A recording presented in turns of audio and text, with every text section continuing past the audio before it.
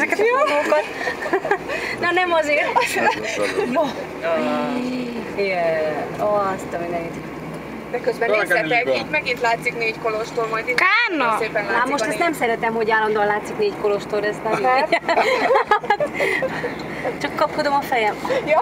Hát tulajdonképpen gyalog kéne végigmenni. Ezt majd. Igen, csak képzeljétek, nagyon sokan jönnek biciklivel, jönnek ide, tehát hozzanak nekik a bicikliket ide a városig, a szikla lábáig, és akkor jönnek itt fel.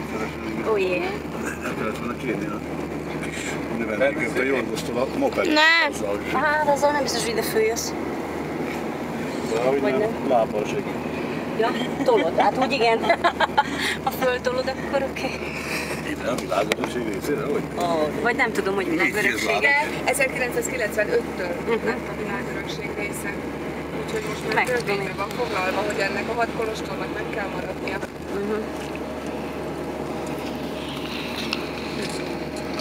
És a többi az megsemmisült, vagy csak lakatlan és pusztuló például? A török években sokból börtönt, kaszárnyát alakítottak ki a törökök, aztán igazából a náci megszállók voltak azok, akik nagyon súlyos károkat okoztak az épületekben, meg hát csökkent az itt lakóknak is a vallásos odaadása azokban az években, és akkor nagyon sokan elköltöztek a szerzetesek közül, és akkor senki nem ápolt ezeket. Mert ugye az első hölmeték elvileg a 11. században érkeztek ide, de írásos emlék csak a 14. században maradt ránk, és akkor épült meg az első kolostor.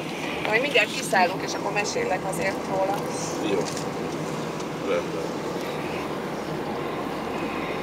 De nagyon szép most a babas háttér szerintem, még szebb. Ott is van fönt valami. Azt a 700-at. Hát akkor itt visszafelé valószínűleg sorozat felvételre lesz kapcsolva, és valamelyik csak jó lesz. A Jimmy még videózik szerintem. Ugye Jimmy, mit csinálsz? Videózol? Én meg majd visszafele.